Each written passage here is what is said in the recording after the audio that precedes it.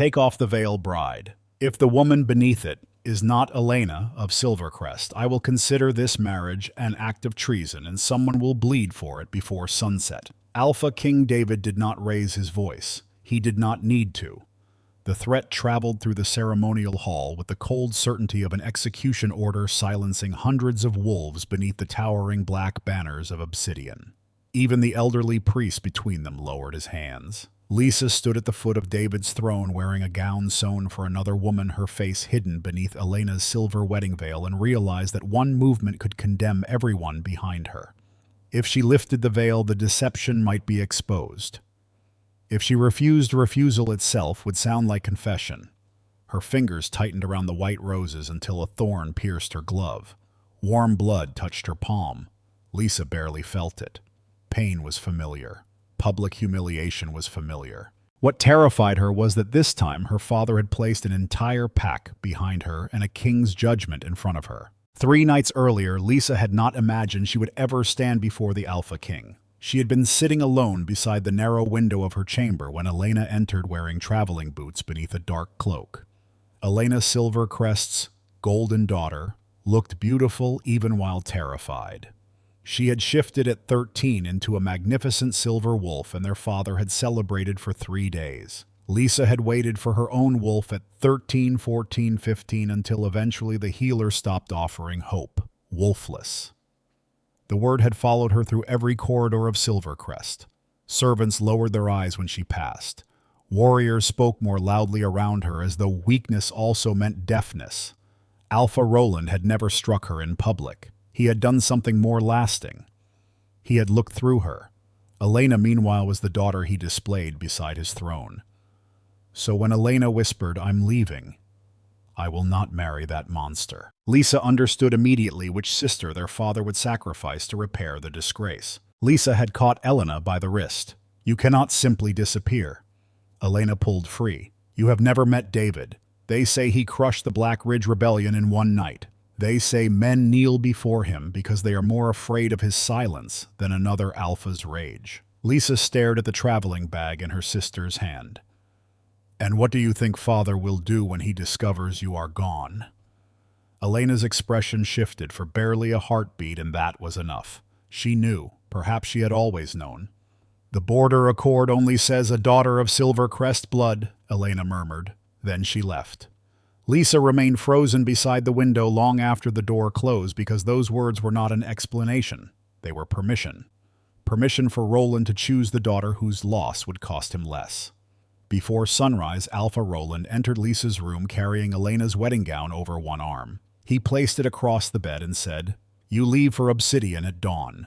Lisa refused. For one brief, reckless moment she believed refusing might still mean something. Roland did not shout. He began listing names instead: Mara, the cook who had hidden honey cakes for Lisa when she was a child; Tom, the stable keeper who taught her to ride when other children mocked her lack of wolf legs; Vance, the old guard, who once carried her home after she broke her ankle in the forest. "You always wondered whether anyone in this pack cared enough to suffer for you," Roland said calmly. "Disobey me and you will discover the answer." Lisa stared at him with a hatred too deep for tears. "You would punish innocent people because Elena ran away." Roland's mouth hardened. "Elena is valuable to Silvercrest." Lisa understood the part he did not say. "You are not." He turned toward the door. "Wear the veil. Speak only when required. Obsidian has never seen Elena. And for once in your life, your lack of a wolf may actually be useful." That sentence followed Lisa all the way to the altar. The deception worked because the border accord had been negotiated through ambassadors. No noble in Obsidian had ever seen Elena's face. Even more bitterly, Lisa's wolflessness made her safer beneath the veil. Wolves carried scents that marked bloodlines' moods, even changes in their beasts. Elena's silver wolf had a scent Silvercrest envoys could describe. Lisa carried none. No inner animal shifted beneath her skin. Nothing in her scent could contradict the name she had been given. The flaw Silvercrest had despised for 22 years had suddenly become the perfect disguise. Lisa almost laughed at the cruelty of it. People could spend an entire life convincing someone she was worthless, then discover her value the moment they needed to use her. Now David stood before her waiting. Slowly, Lisa lifted the veil, not all the way, only enough to reveal her face to him. His dark eyes fixed on hers. No shock, no recognition, nothing. That should have relieved her. Instead, his stillness made her more afraid. David extended one bare hand. Come. Lisa placed her fingers into his palm. Everything changed for David. He knows. Gods, he knows. Don't beg. Whatever happens, don't beg him. Roland will deny everything. He will say, I planned this alone. Elena will remain his precious daughter, and I will become the traitor they can bury without regret. David's body went rigid. The voice had not come from the bride's mouth. Her lips were closed, her frightened gray eyes lowered toward their joined hands. He released her immediately. Silence. The priest continued speaking, unaware that the king of Obsidian had stopped hearing anything except the pounding of his own pulse. David had survived assassination attempts, poisonings, rebellions, and councils filled with men who lied while smiling into his face. He trusted evidence, steel, and instinct. He did not trust legends. Yet when ceremonial law required him to take the bride's hand again, her voice returned inside his mind with terrifying clarity. My name is Lisa. I am sorry I deceived him. I am not sorry I survived my father. David remembered a phrase buried beneath decades of royal instruction, the moonbound echo. An old belief preserved in Obsidian's oldest records, mocked by modern kings, and repeated mostly by priests who still believed the moon goddess interfered in mortal lives. David had dismissed the tale as conveniently romantic superstition. Yet no superstition had ever spoken inside his skull. He did not hear memories he could search or secrets he deliberately sought. What reached him were the thoughts already passing across Lisa's mind, bright and uncontrolled. Because terror had stripped away her defenses. If he kills me here, I will not scream. If Roland hears I begged, he will think he won.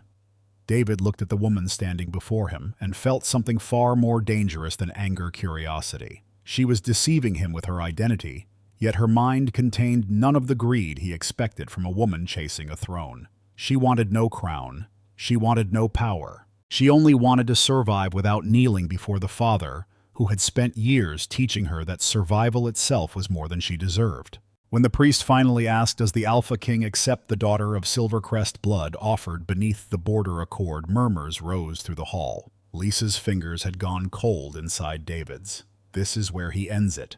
David should have done exactly that. He should have demanded Roland's presence, exposed the deception, and made Silvercrest answer publicly for humiliating the crown. Instead, David looked at Lisa.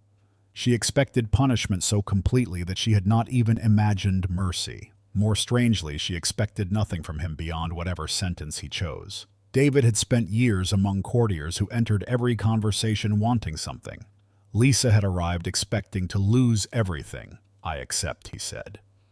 Her head lifted sharply. Shock crossed her face. Inside his mind came a single stunned question. Why? David nearly answered before remembering she had not spoken. He released her hand at once.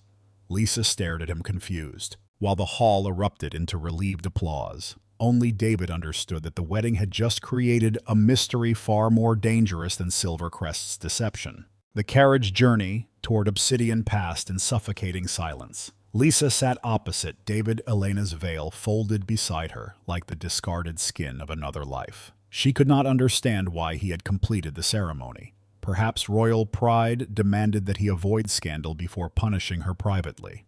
Perhaps Silvercrest soldiers were already being surrounded while she sat here like a fool. David had not touched her since leaving the temple. He barely looked at her. The distance should have made Lisa feel safer, yet something about it seemed deliberate. When Obsidian's mountain fortress finally appeared beyond the trees, black towers rising from stone cliffs, David dismissed the nearest mounted guards and closed the carriage partition. What is your real name? He asked. Lisa's stomach tightened. There was no point continuing the lie. Lisa. He waited. Lisa of Silvercrest. Elena is my elder sister. She fled 3 nights before the wedding. My father ordered me to take her place. David's expression did not change. And you obeyed. Lisa swallowed. Yes. She could have explained everything. Roland's threats, Elena's escape, the servants who might have suffered. Instead, Lisa felt suddenly exhausted by the thought of pleading her case. All her life, people had demanded proof that her pain was legitimate before offering compassion. She would not perform another wound for another powerful man. "I deceived you," she said quietly. "If punishment is required, give it to me. But do not tell yourself I wanted your throne. I would have chosen almost anywhere over standing at that altar beneath my sister's name." David studied her long enough that Lisa had to resist the urge to look away. "You will remain in Obsidian."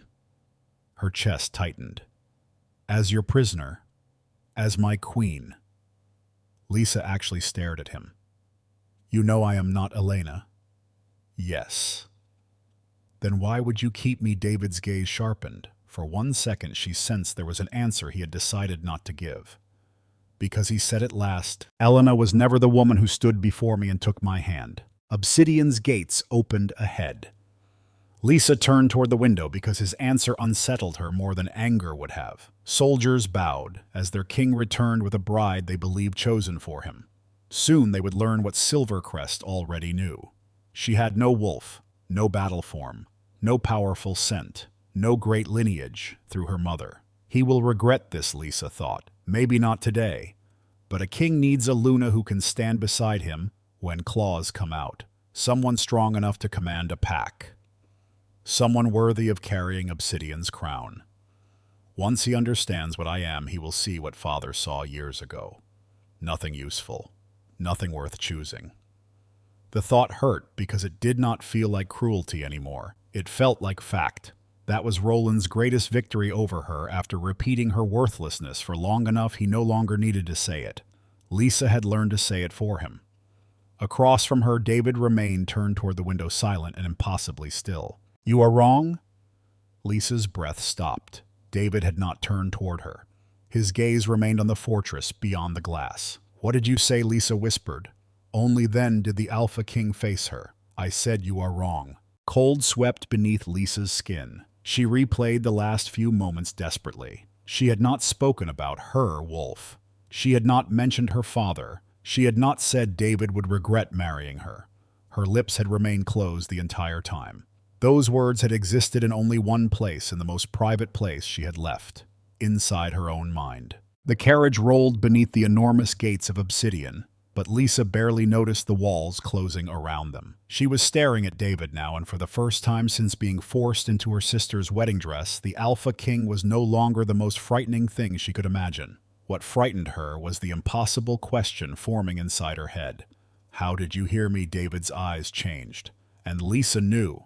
He had heard that too. Lisa did not remember the carriage stopping.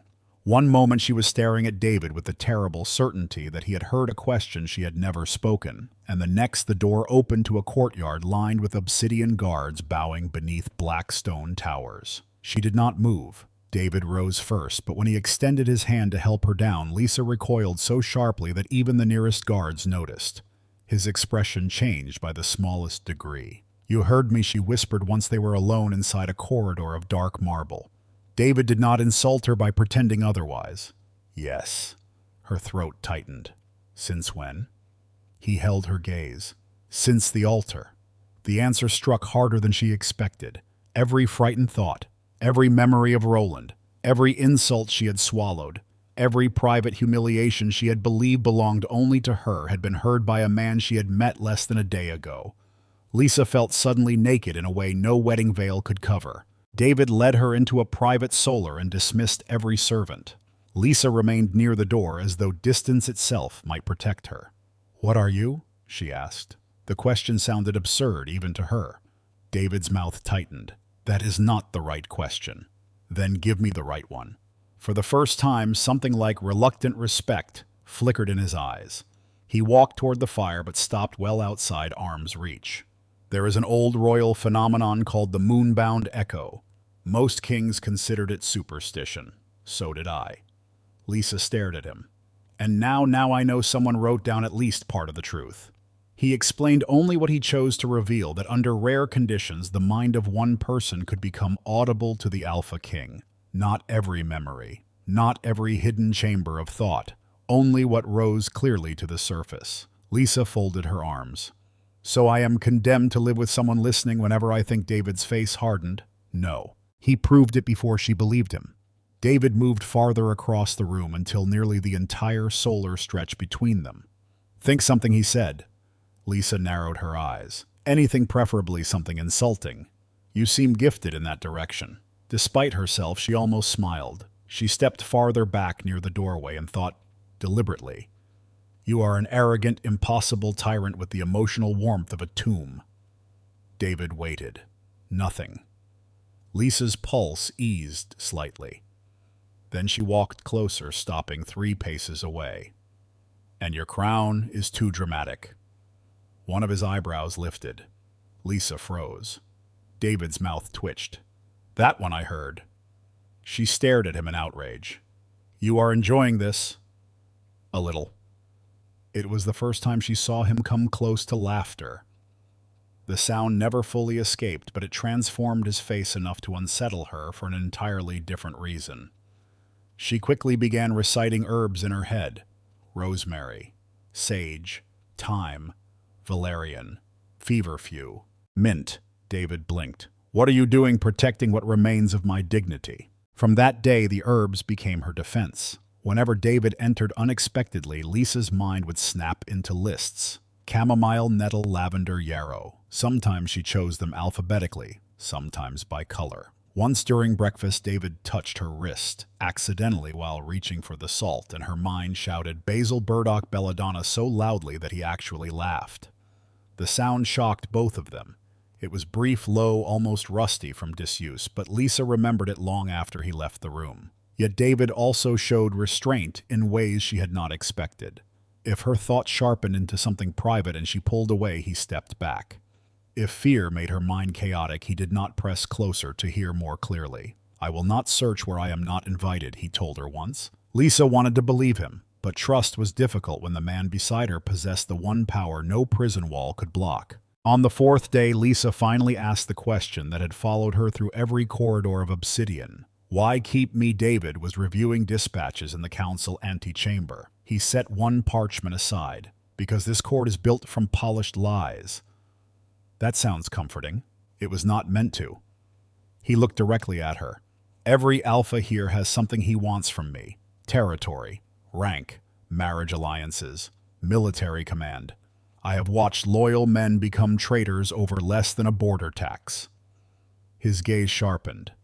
You are the only person in this fortress whose deception I can detect before it becomes dangerous. Lisa understood the logic immediately and hated that she did. So I am useful because you can hear when I lie. Yes.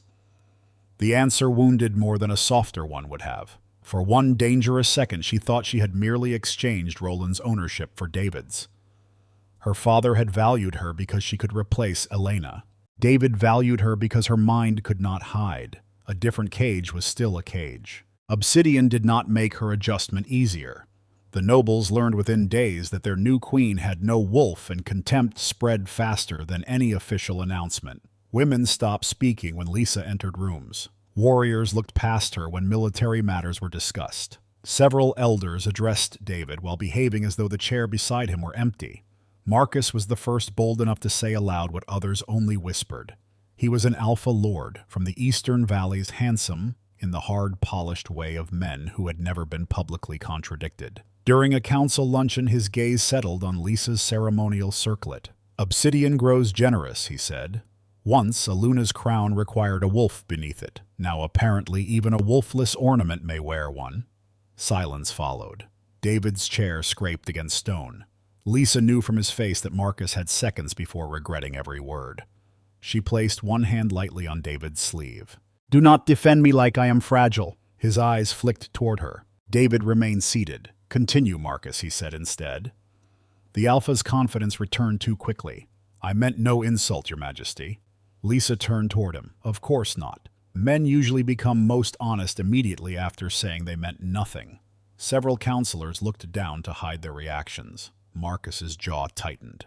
Lisa continued calmly. If my lack of a wolf makes my opinions worthless, then you should find it very easy to prove me wrong whenever I speak. David said nothing, but Lisa caught the faintest movement at the corner of his mouth. Marcus bowed stiffly. That moment changed something in the room. Not respect, not yet, but attention. Lisa had spent her life being spoken about while standing present. For the first time, she answered without asking anyone's permission. The victory was small, almost invisible, but she carried it with her when David summoned her 2 days later to the strategy chamber. Frostmark raids had intensified along Obsidian's northern supply roads. Grain shipments vanished. Patrols arrived at mountain passes only to find enemy scouts gone minutes earlier. Someone was leaking routes. David's commanders blamed smugglers, border villages, even one another. Lisa sat near the edge of the council table because nobody had formally asked her opinion. She listened instead. Marcus spoke confidently about reinforcing the western ridge. Another alpha argued for abandoning a narrow secondary route because Frostmark could not possibly know it existed. Lisa watched Marcus's eyes. The instant the officer touched that unnamed road on the map, Marcus glanced toward it before its purpose had been explained. Small, almost meaningless. Then Lisa noticed a wax seal on a folded letter beside Marcus's elbow, not the dark red seal used by his house, but pale blue wax marked with a broken mountain shape. She had seen the same design on captured Frostmark supply crates displayed in the lower courtyard. After the council ended, Lisa waited until everyone left. Marcus knows more than he should. David looked up from the map. Why? She explained the glance, the seal, the way Marcus had asked whether patrols would move before or after moonrise, despite no one mentioning a schedule. David did not immediately agree. That pleased her more than blind trust would have. Observation is not proof, he said. I know. Then we create proof. Over the next 3 days, David distributed 3 false supply routes to 3 different groups of advisors. Each plan carried a different departure time and mountain passage. Lisa was not present when the messages went out, and David deliberately kept physical distance from her while arranging the trap, ensuring nobody could later claim she had somehow influenced the information. 2 routes remained quiet. The third was attacked before the wagons even left the inner valley. Only Marcus and 2 of his aides had received that version. Marcus was arrested before dawn. The council gathered while snow began to dust the high windows. He denied everything until David placed the captured Frostmark instructions beside his own sealed copy of the false route. The wording matched, so did the timing. Lisa watched Marcus carefully. His fear was real, but it was not the fear of a man whose entire plan had collapsed. It was the fear of someone who had lost his own position while believing the larger game remained alive. David questioned him for nearly an hour. Marcus admitted communicating with Frostmark officers but refused to name whoever had recruited him. When guards finally dragged him toward the cells, he turned back with blood at the corner of his mouth and smiled. "You caught a wolf," he said. "The hunter is still inside your walls." The words changed the room. Several counselors immediately looked at one another. Lisa looked at David. For the first time, she saw something colder than anger in his face. Recognition that betrayal had not entered Obsidian from outside. It had already been living beside him. Later that evening, David stood before the council and did something Lisa had not expected. He gave her credit, not privately, not as a favor. "You dismissed her because she cannot shift," he told the assembled alphas. Yet she saw what trained commanders failed to notice. A wolf's strength is useful. So is a mind that pays attention. Marcus's empty chair seemed to make the statement heavier. No one apologized to Lisa, but several men who had previously ignored her now bowed when she passed. She should have felt triumphant. Instead, she found herself watching David as they left the chamber. He had trusted her judgment without relying on the strange connection between them. He had tested her suspicion with evidence. Perhaps that was why his words mattered. Roland had only valued Lisa when her weakness became useful. David, for all his coldness, had begun to value what she could do without turning her into something she was not. Their relationship did not become easy. David remained infuriatingly controlled. Lisa remained suspicious of every kindness. Yet small things began slipping through the walls between them. She learned that he slept very little and read military reports until dawn. He learned that she hated overly sweet wine and secretly preferred the servants' plain bread to royal pastries. Sometimes he entered a room and heard her thinking insults before she could begin her herbs. "If you glare at that document any harder, it may confess," she thought once. David looked up and replied, "It has resisted interrogation so far." Lisa burst out laughing, before remembering she was supposed to be offended. Moments like that frightened her, because they were gentle. Cruelty was simple.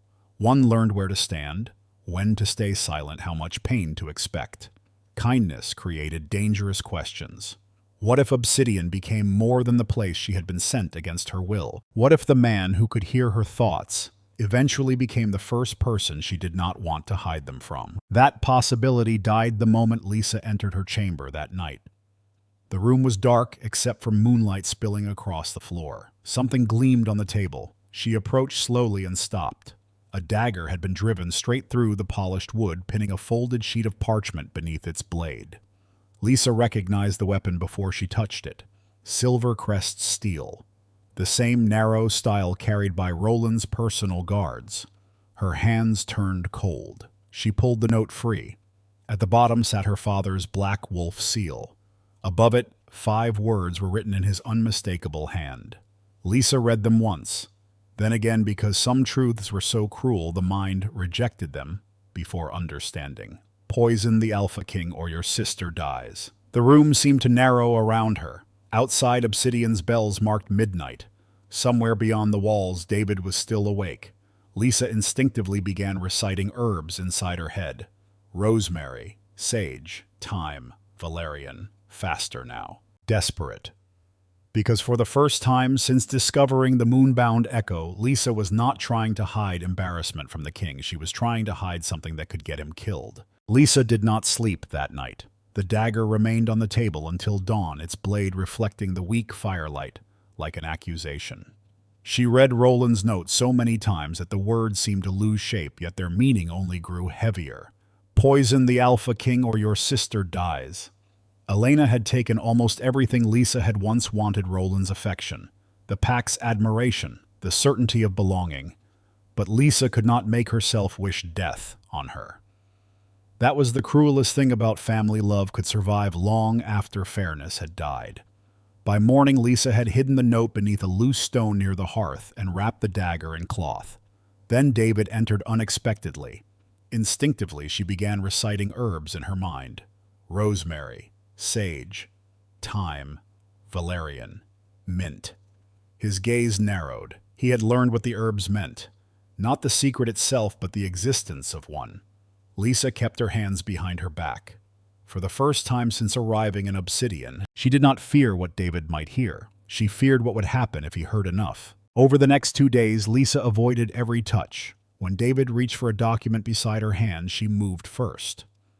When they walked through the council corridor, she kept several paces between them. During dinner, she chose the chair farthest from his. She filled her mind with plant names until they became a wall. Belladonna, feverfew, yarrow, chamomile. David never challenged her directly, but his silence changed. He began watching her the way he watched a battlefield before an ambush.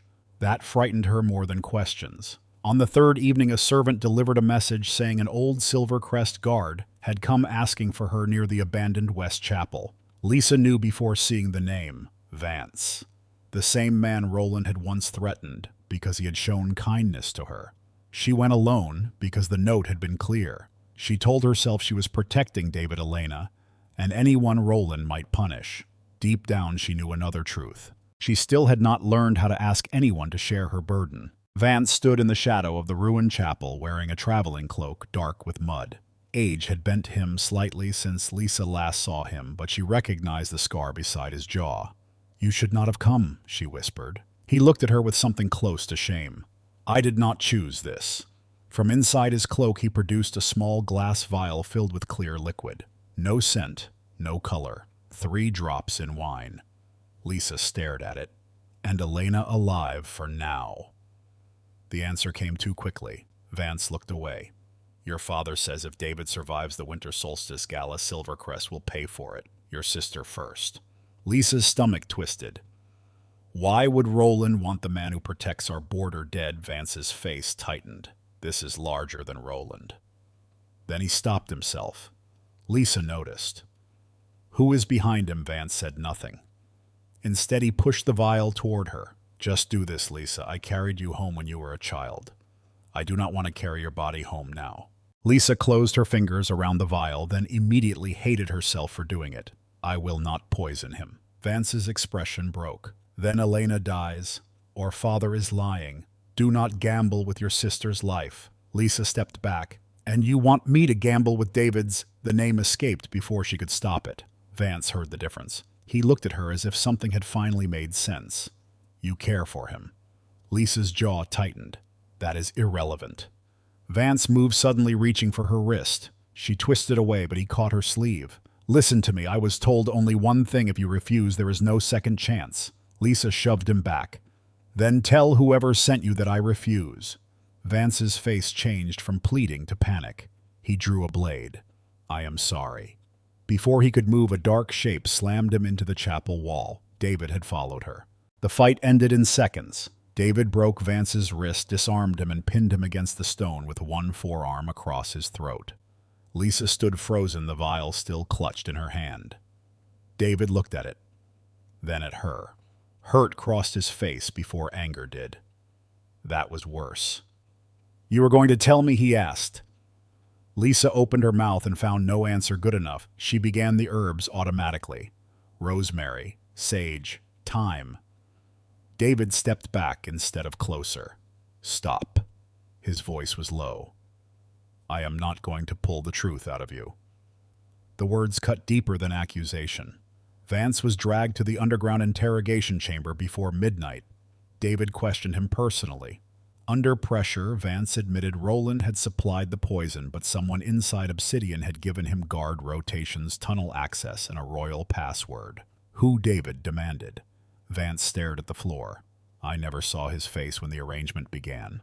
Then the chamber door opened, and Silas entered with perfect calm. Silas had served Obsidian for more than 15 years. He had once dragged David bleeding from a battlefield and taken an arrow through the shoulder, protecting him. No one questioned his presence at an interrogation. As head of royal security, he belonged there.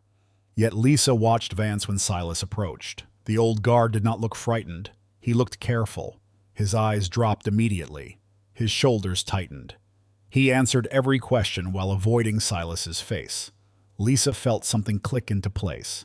Later, she told David what she had seen. He did not arrest Silas. Instead, he asked for proof. Together, they began reviewing guard rosters, tunnel logs, sealed entries, and the days surrounding every recent security breach. Silas's name never appeared directly. That was precisely what made it suspicious. Routes changed moments after he inspected them. A gate rotation had been altered under his authority the night Vance entered. Marcus's intercepted letters contained references to the old shield, a phrase that suddenly felt less poetic. David investigated quietly for 2 more days. What he found was worse than betrayal. Silas had not simply joined a conspiracy, he had built one. Marcus had been one of several dissatisfied Alpha Lords recruited through intermediaries. Frostmark supplied weapons and money. Roland provided poison, and more importantly, a convenient scapegoat, Lisa the substitute bride, with every reason to resent the king. The first plan had been simple. Force Lisa to poison David, expose her identity, then present the murder as revenge by a humiliated impostor. But Lisa had refused. Now Silas was preparing another route. During the winter solstice gala, the king's ceremonial wine would be poisoned publicly. Lisa would be blamed. David wanted Silas arrested immediately. Lisa refused. If you take him tonight, Marcus's allies disappear before sunrise. David's expression hardened. I will not use you as bait. Lisa met his gaze. Then do not use me. Let me choose. Those words silenced him. For the first time in her life, Lisa understood the difference between sacrifice and choice. Roland had always called his demands duty. Elena had called her escape necessity. Both had expected Lisa to absorb the consequences. Now the danger was real, perhaps greater than anything she had faced before. Yet it belonged to her decision. David hated that. She could see it in the way his hands curled against the council table. You stay within my sight, he said at last. At all times. Lisa knew what he meant. Within sight meant within reach of the moonbound echo. If something went wrong, he wanted the bond close enough to warn him. She nodded, agreed. Silas remained unaware that they had turned his trap back toward him, or so they believed. On the evening before the gala, as servants filled obsidian with winter branches and silver candles, Silas himself arrived at Lisa's chamber. His smile was polite, almost warm. "Your Majesty," he said, "there is someone at the outer gate insisting she be admitted." Lisa felt dread before he finished. Silas stepped aside. Beyond the corridor, windows' torchlight flickered along the walls. "Elena of Silvercrest has arrived," he continued, "alive, uninjured, and apparently very eager to speak with you." Lisa's blood went cold. Vance's warning shattered instantly. Elena had never been dying. Roland had lied from the beginning. Every threat, every ounce of guilt, every moment Lisa had nearly sacrificed herself had been another chain disguised as family. But Silas was not finished. His smile remained flawless. "She says," he added softly, "that she has come to reclaim the husband who was meant to be hers." Lisa stared at him and finally understood the elegance of the move. On the night before the winter solstice gala, Silas had not merely brought Elena to Obsidian. "I had brought the perfect motive for murder." Elena entered Obsidian as if she had been expected. She wore Silvercrest silver beneath a white fur cloak, her hair braided with moonstones, her beauty untouched by the fear she claimed had driven her from the wedding 6 weeks earlier. By sunrise, half the fortress knew the truth. The woman David had married was not the daughter Silvercrest had intended to send. Lisa stood beside the throne, while Elena told the council that Roland had forced the substitution after she fled. Then Elena lifted her chin and added the sentence that revealed why she had truly come. "The marriage was prepared for me. The title was meant for me. Whatever happened afterward does not change that." Several elders murmured in agreement. Lisa felt every old wound reopen at once. Elena had refused the danger, yet now that the danger had become a crown, she wanted it back. For the first time, Lisa saw clearly how entitlement could disguise itself as justice. One elder demanded that the marriage be dissolved for fraud. Another accused Silvercrest of insulting the crown. Lisa did not look at David. She had spent too much of her life waiting for powerful people to decide whether she was worth defending. "If Obsidian accepts me only because you believed I was Elena," she said, her voice steady despite the pressure in her chest, "then I will leave without being dragged from this hall." Silence spread. Elena's expression softened with satisfaction too quickly. David rose. "No." The single word ended every whisper. He ordered the original border accord brought forward and read aloud the binding clause, "A daughter of the Silvercrest bloodline. No name, no Elena." David looked across the council. "Silvercrest deceived the crown. Roland will answer for that. But Lisa fulfilled the written accord the moment she stood before me." His gaze moved briefly to her. "And I knew she was not Elena before the ceremony ended."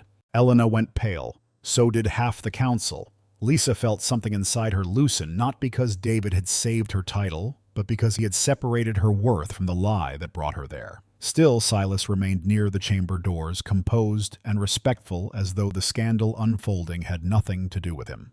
Lisa now understood that Elena's arrival had been timed perfectly. Someone had made sure Silvercrest learned that Lisa was gaining influence in Obsidian. Someone wanted her exposed the night before the gala, humiliated, publicly frightened of losing David. A desperate substitute bride would make an excellent murderer. Lisa looked toward Silas and found him already watching her. He bowed. Nothing in his face admitted guilt. That was what made him dangerous. Evil rarely announced itself with madness. Sometimes it wore discipline, loyalty, and 15 years of good service until the exact moment betrayal became profitable. The winter solstice gala began after sunset. Hundreds of alpha lords filled the great hall beneath silver lanterns and black winter branches. Music echoed between towering pillars, while ceremonial fires burned along the walls. Lisa wore the Luna Queen's dark silver gown and deliberately appeared quieter than usual. Silas needed to believe the scandal had weakened her. Elena sat among the Silvercrest delegation watching the throne, with an expression Lisa refused to interpret. David had ordered Lisa to remain within sight, yet ancient protocol complicated that promise. During the final ceremonial toast, the king stood at the northern end of the great table, while his queen was positioned near the southern dais to receive the elder houses. Too much distance, too many bodies. The moonbound echo faded until Lisa could no longer feel that invisible awareness between them. She remembered David's warning, "Stay where I can reach you." Then shouting erupted outside the western doors. Guards rushed toward the disturbance exactly as Silas had expected. Several nobles rose, blocking Lisa's view of David. She moved sideways through the crowd, searching for the head of security. Silas stood near the ceremonial wine table, apparently directing servants. For 1 second, the high priest turned David toward the sacred flame to begin the blessing. Silas's hand moved, smooth, practiced. He exchanged David's cup for another identical goblet and tilted a tiny crystal vial over the dark wine. Lisa saw 3 drops disappear into the surface. Her entire body went cold. She tried instinctively to reach David through thought. David. Do not drink, David. Nothing. He was too far away. The bond that had frightened her from the moment she discovered it was useless when she needed it most. Silas stepped back as the priest lifted the ceremonial cup and placed it into David's hand. Lisa stopped thinking. She ran.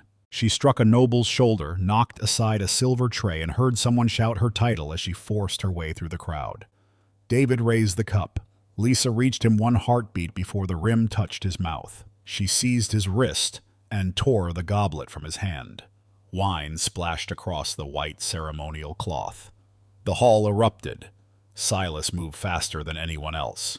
"Seize her," he shouted. "The substitute bride has poisoned the king." Hundreds of eyes turned toward Lisa. The accusation landed exactly where he had prepared the wound. Elena had exposed her identity. Roland's conspiracy had given her motive. She stood holding the king's cup with poison staining her fingers. For 1 terrible second, even loyal alphas hesitated.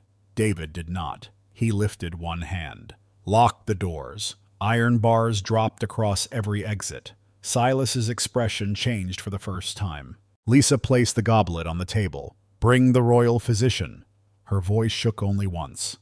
The physician tested the wine with silver root extract. The liquid turned black. A murmur became an uproar. Silas pointed toward Lisa. "Exactly. Poison. In her hand." David's gaze never left him. "Continue," he told Lisa. She did. Vance's signed testimony was brought forward along with the false guard rotation that had allowed him inside Obsidian. Then came copies of the tunnel logs altered under Silas's authority. Marcus's intercepted Frostmark letters followed, each referring to an unnamed old shield. Finally, David produced the 3 false military routes he had distributed weeks earlier. The route delivered through Silas's security network was the one Frostmark attacked. Evidence accumulated slowly, deliberately, until Silas's accusation began collapsing beneath its own weight. Silas understood before the council did. His hand moved toward his sword. Now he shouted. 3 alpha lords surged from the tables. Chaos exploded. Chairs overturned, wolves partially shifted, claws tearing through ceremonial fabric. David met Silas before his blade cleared its sheath. The 2 men crashed against the stone dais with enough force to crack the carved railing. Lisa saw grief inside David's fury. Not hesitation, but the pain of fighting a man who had once carried him bleeding from a battlefield. Silas struck hard, desperate now. "I saved your life," he snarled. David drove him backward. "So you believed it belonged to you?" Around them, Obsidian guards subdued the remaining conspirators.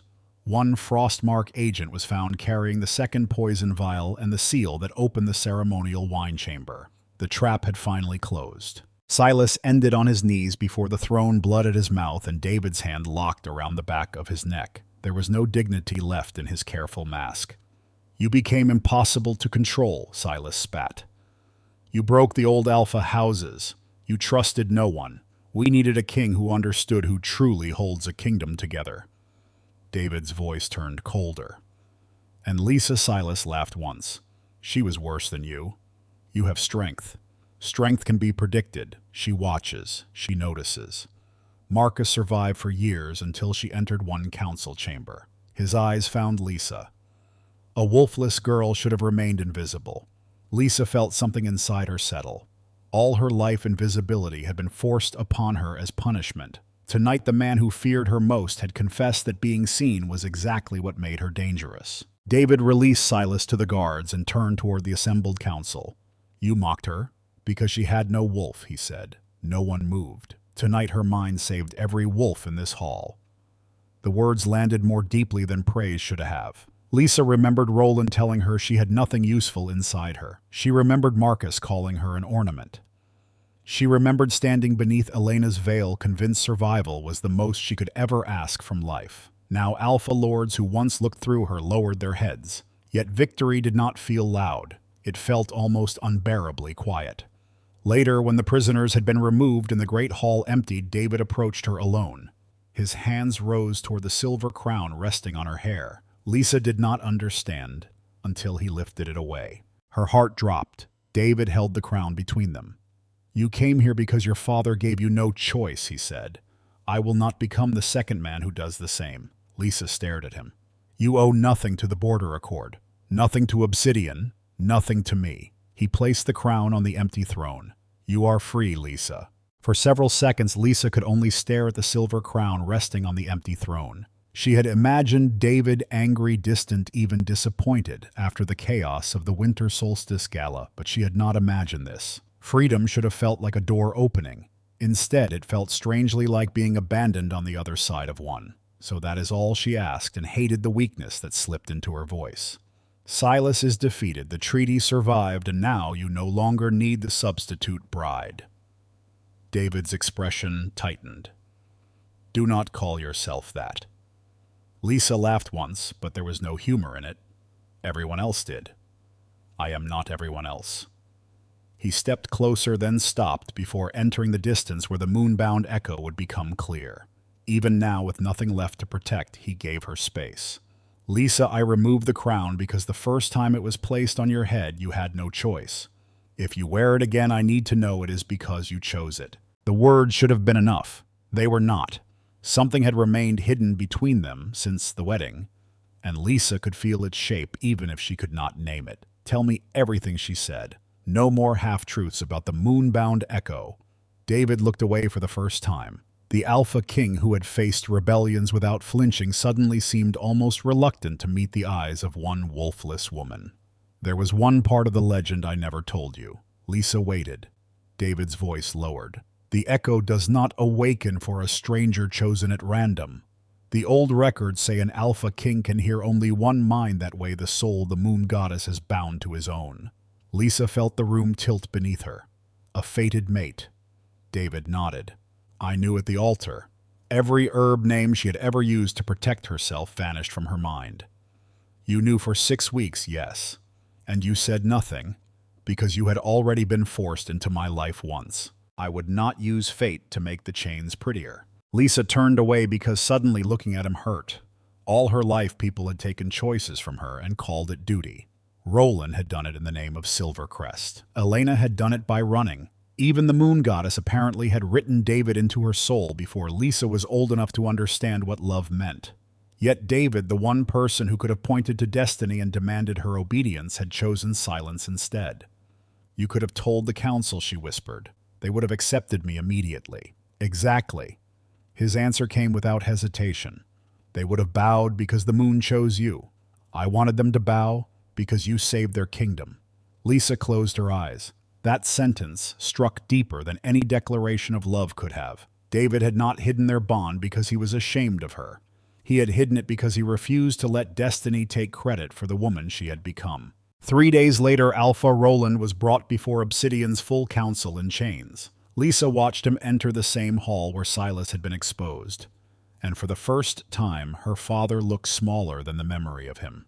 Evidence tied him to Silas through the Poison Vance's testimony and correspondence with intermediaries connected to Frostmark. Roland tried to call it necessity.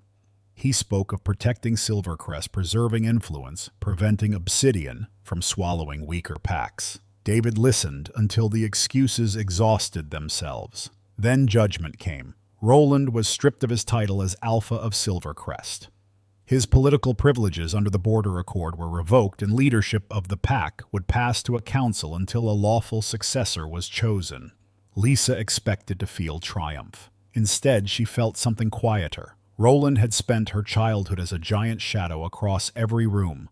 Watching him lose power did not restore those years. Justice could stop a wound from spreading, but it could not return the blood already lost. Elena stood before Lisa afterward without guards. She had not participated in the assassination plot, and David refused to punish her for Roland's crimes. Her consequences were different. Silvercrest no longer treated her as the unquestioned jewel of the pack, and Obsidian would never recognize a claim she had abandoned. "I was afraid," Elena said. "You do understand that, don't you?" Lisa looked at the sister whose fear had once become her sentence. "Yes. I understand fear better than you think." Elena's eyes filled. "Then forgive me." Lisa was silent for a long moment. "Forgiveness is not the same as giving you another chance to decide what happens to me." Elena flinched. Lisa did not enjoy it. "You were the treasure," she said softly. "I was the price. Every time this family needed to protect something valuable, they spent me. I am done being paid." Then Lisa walked away. There was no revenge in the act, only a boundary, and for her that was far more difficult. That afternoon the Alpha Council gathered without celebration. There were no musicians, no ceremonial spectacle, only the leaders who had once dismissed Lisa as an ornament standing before the throne. One by one they acknowledged what could no longer be denied. She had exposed Marcus's betrayal, recognized the trail leading to Silas, and saved David's life when the moonbound echo could not reach him. The oldest counselor removed his hand from his chest and bowed. Obsidian recognizes Lisa of Silvercrest by her deeds, not by substitution, as Luna, Queen of Obsidian. Others followed. Lisa looked at the crown resting beside David. She did not reach for it. Not yet. David understood. He dismissed the council and asked her to meet him after moonrise at the Old Moon Temple above the fortress. The temple stood open to the winter sky. Moonlight covered the stone altar and the sacred lake beyond it in pale silver. David waited without crown or armor. He looked less like a king there, and more like a man who had spent years building walls and had finally reached the point where opening one frightened him more than war. "This is the last time I will ask," he said. "If you want to leave, I will provide land protection, wealth, anything you require. You can return to Silvercrest or never see it again. No treaty will follow you. No council will question you." Lisa swallowed. "And if I stay, then stay because you want me, not because the moon wants us." His voice almost broke on the final word, and Lisa realized what freedom was costing him. He was not offering it because he did not love her. He was offering it because he did. Lisa stepped toward him. David did not move. She crossed the distance until the moonbound echo awakened between them, and immediately she knew he could hear the thought rising inside her. For once she did not recite herbs. She did not hide. "I spent my whole life believing that being chosen by someone powerful would finally prove I had value. I was wrong." David's eyes softened. Lisa placed her palm against his chest. "I do not need you to prove what I'm worth." She felt his heartbeat beneath her hand. "But I choose you anyway." Something raw crossed his face. "Lisa. Not as Elena's substitute. Not as Roland's daughter. Not because some goddess wrote your name beside mine." Her voice trembled, but she smiled. "I choose the man who could hear every thought I was afraid to speak and still refused to use them to keep me." The marking was performed beneath the open moon with no council watching. Lisa wanted no witnesses beyond the goddess who had started the bond and the two people who had finally chosen what to do with it. David asked her permission before touching the place beneath her neck. Only after Lisa whispered yes did he complete the ancient rite. Pain flashed brief and hot, followed by something so vast that Lisa gasped. The moonbound echo opened not louder, but deeper. For 6 weeks David had stood at the edge of her mind. Now another presence reached back. "Lisa." She froze. David's lips had not moved. The voice existed inside her. Along with it came pieces of him he had never spoken, years of sleeping lightly because betrayal had taught him. Trust was dangerous, the loneliness of sitting on a throne, surrounded by people while belonging to none of them, and the terrible fear he had felt when she ran toward the poisoned cup. Beneath all of it was love, not possession, not destiny. Love chosen every day despite fear. Tears filled Lisa's eyes. David touched her cheek. "What do you hear?" he whispered. Lisa laughed through the tears, and out of old instinct began thinking rosemary, sage, thyme, valerian. David stared at her. Then his voice appeared inside her mind, warmer than she had ever heard it aloud. That will not save you anymore. Lisa laughed so suddenly that the sound carried across the sacred lake. She pushed his shoulder. You are unbearable, and you chose me. His answer came through the bond. Lisa could not argue with that. Days later, when she entered the throne hall again, Lisa wore the silver crown by her own hand. David sat beside her, not above her. No one called her Elena. No one called her substitute. No one whispered that a wolfless woman had no place beside an alpha king. Lisa looked across the hall and remembered the girl beneath the veil who had once believed she was worth nothing because she had no wolf. She understood now that strength had never belonged only to claws, bloodlines, or the ability to shift beneath a moon.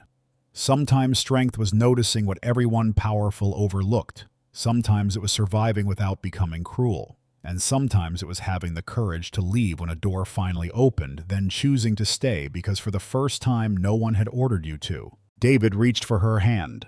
This time Lisa took it willingly. The moon had chosen their bond, but love had been their choice.